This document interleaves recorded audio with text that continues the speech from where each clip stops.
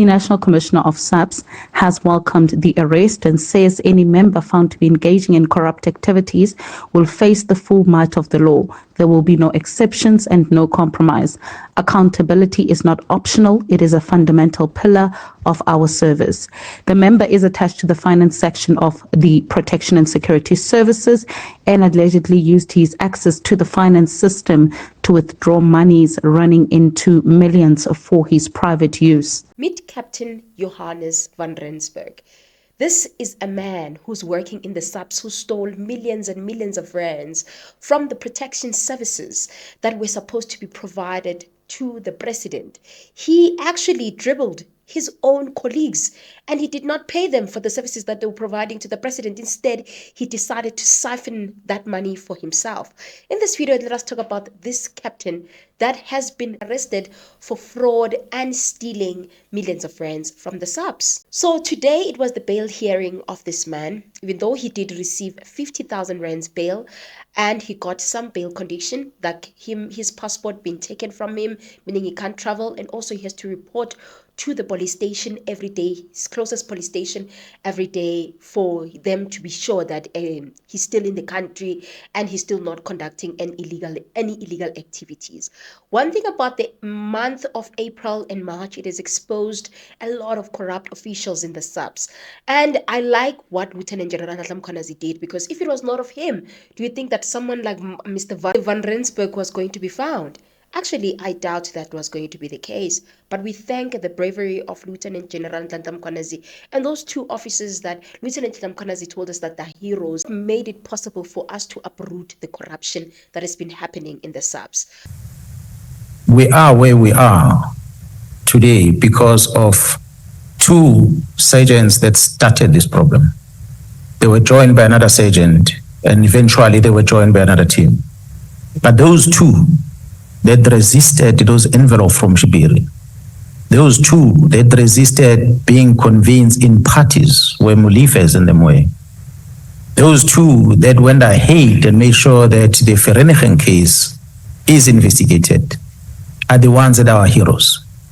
Sadly, they remain sergeants. I'm told one was promoted now because Khumalo had to make a plan to try and promote him, but the other one is not.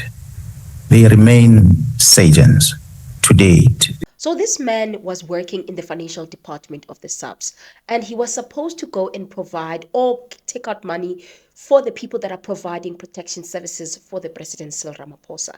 So these people, I'm assuming, that are some kind of like securities for the president, and not just the president, but the presidential office in government. And unfortunately, this man saw this as the perfect opportunity for him to siphon millions and millions of rands. And also, it's very important to note that these monies were specifically for travel and transport expenses for the presidential protection services. The biggest question that I have is, how did he get to do this for so many years without him being caught? And they're saying that there's a certain system that is in place which he's used to siphon this particular amounts of monies. And this is how the reporters that are actually following this matter have explained the way in how he stole these millions of rands. Accused police captain Johannes van Rensburg has been granted bail of 50,000 rand. He made his first appearance in the Pretoria Magistrates Court just earlier today following his arrest. The 53-year-old officer is accused of defrauding the Protection Security Services. He was suspended last week after an internal investigation found discrepancies and suspicious transactions. It's believed the officer attached to the division's finance section withdrew millions of rand and manipulated the system, disguising transactions as travel expenses. Well, let's take you live to Newsroom Africa's Veronica Mkhwanazi, who is in court following this story. So 50,000 rand is the bail that's been granted to Johannes van Rensburg. Veronica. That's correct, Michelle. 15,000 rand bail, but of course the damage has already been done after he allegedly defrauded essentially the South African Police Service of millions of rands, and this is because he had access essentially to a system, we were told today, called Polfin, and this would of course be a system that would grant certain monies, and the monies that he was targeting had to do with travel expenses to members or officers linked to the Presidential Protection Services. We understand that not only did he essentially manipulate the system by essentially requesting for money on travel expenses for certain members, but these members did not even receive this money. We also heard in detail how he allegedly approved certain financial benefits which would have been approved by a member of the police service who was currently on sick leave for some months, and so taking advantage of this and essentially as well of the system. But we also heard how this was taking place for a full-on year when these essentially these discrepancies were picked up in the policing system, in this financial management system. But we also heard, of course, as he told the court that he is, of course, willing to cooperate with police investigators. He's handed over his passport and also speaking about the fact that he wouldn't intimidate any of the witnesses involved in this matter, given the fact that they are police officers themselves. But Michelle, today is just obviously another case in terms of the widespread corruption that has been taking place within SAPS, as well as the lack of oversight and accountability. The particular individual as well told the court that he has seen the evidence that has been put before him. He does not dispute it, and of course is willing to come back to court to face the charges and the allegations that have been put before him. But what was also really interesting about this matter, Michelle, was hearing, of course, how essentially he was able to override this particular financial system. Him, of course, working within the finance unit of the protection services system, and was able essentially to manipulate the system to siphon this money, which we understand ran into the millions. There was also a mention by the state prosecutor that even in the unit that he works, about 1 million rand cash shortfall within SAPS from his particular unit could not be accounted for, and essentially the evidence leading up to him having been involved in this particular matter. And so the case is expected to return back to court. He has been released out on bail. His passport has been seized by the investigating officer at this particular time, and is of course expected to report to the Sunnyside police station on a regular basis, well, to make sure that he does return back to court. But we also understand from the state prosecutor's side that there are further investigations that still need to be held in regards to who else may have been involved in the siphoning of millions of rands from the South African police services. Michelle. So back in court on the 30th of July, as you say, further investigations to continue in the meantime. Is it surprising to you that the state would not have opposed bail, Veronica, just given the extent of the allegations of criminal infiltration in the SAPS? Certainly, Michelle. I think this is, of course, because the state believes there are still far more people involved in this particular matter. We understand at the current moment he is facing charges of theft and corruption, but the state is of the view that there is a wider network involved in the manipulating of these type of systems within SAPS that fail to have proper oversight, that fail to have proper internal and external controls. We understand as well that the state is hoping to build its case even further, and so at this moment they are, of course, allowing him to be released with a slap on the wrist as they try and tighten, of course, their investigations, looking deeper and further into how it was possible that a captain who, of course, told the court as well that he has been working within the SAPS for some time, for some years now, was able essentially not only to manipulate, siphon millions of rands, but also essentially bypass certain systems. You would remember one of the ways that he did this by bypassing certain systems and, of course, approving large sums of money, and these transactions that were picked up was the fact that he was able to approve some of these purchases or some of these claims financially because a senior official who was in sick leave for certain months, was not around. And so it tells you as well of a systematic issue, but also perhaps that he may have also received some help in able to take this money and essentially commit broad day robbery and allegedly, Michelle. Yeah, absolutely. This is so shocking and very worrying because, listen, guys, more than anything is the fact that this person was able to steal so much money. It's more than just about the fact that he stole specifically for the protection of the president, but the fact that he was enabled and was able to steal so much money. I'm telling you guys, he's definitely not working alone in this particular thing. There's many other people that he's working with. We have seen even from the story of such Nkosi that at most cases, these junior leveled officers are working with senior leveled officers. And I just wonder and I just want to find out if this man will actually take out more of the people that were actually part of this whole thing that he was doing with other officers. I believe, I might be wrong, but I just don't think that he can steal so much money and he's doing this thing by himself. There's definitely senior people that he's in this thing with. And I'm very worried about him being granted this 50,000 rands bail, because if he has been siphoning money and he might destroy other senior officials or other officials that he's in this thing with, he might end up being unalived. I don't think his life is safe, and I think that the best place could have been in that very prison.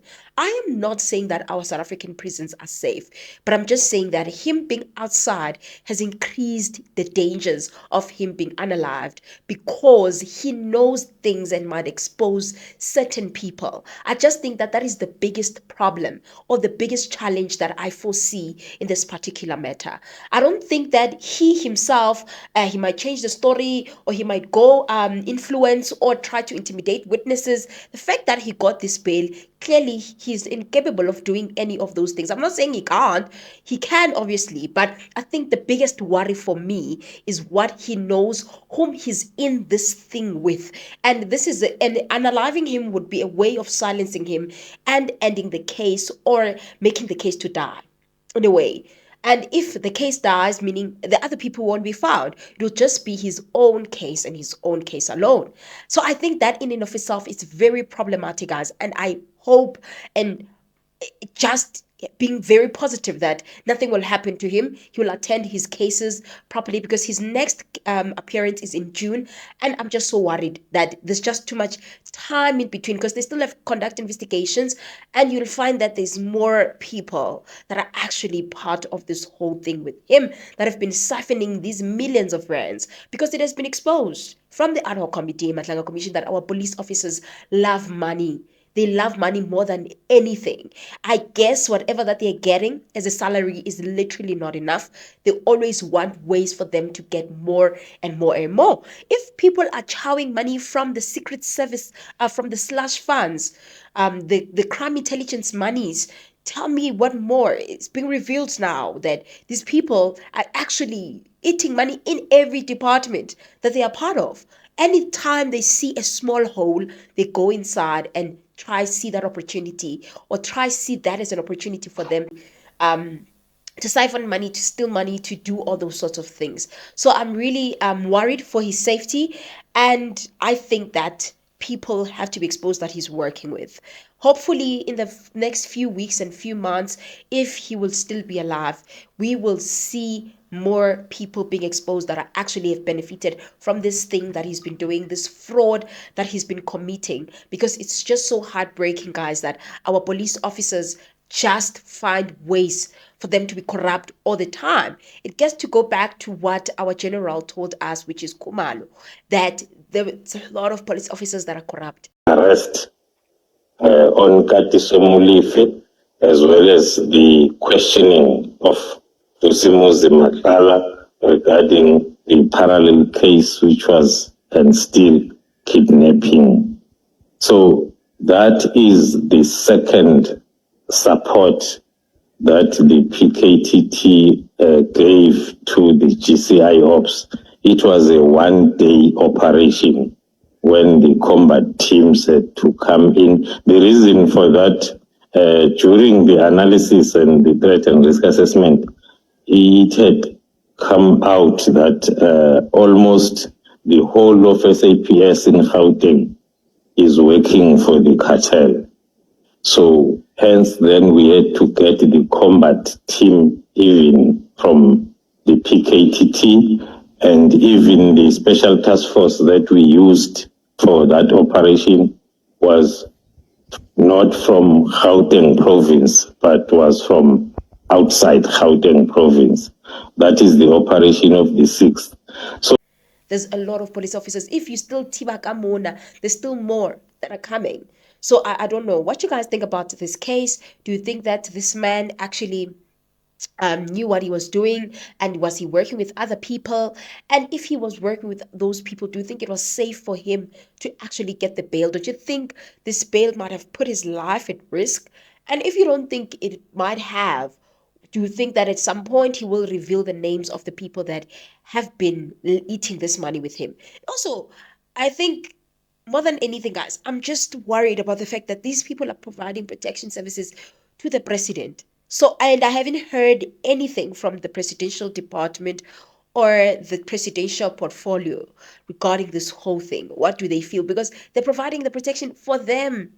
Protection is for them. They should be concerned that the monies that are meant for people to provide protection to the president, they're not reaching those people. So I think that this is very concerning. You know, you're compromising the safety of the president itself. I don't know if you understand what I mean.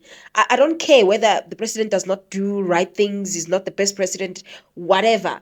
But that's the thing. These people are providing security services. And if these monies are being chowed, then one is left with a lot of questions more than anything.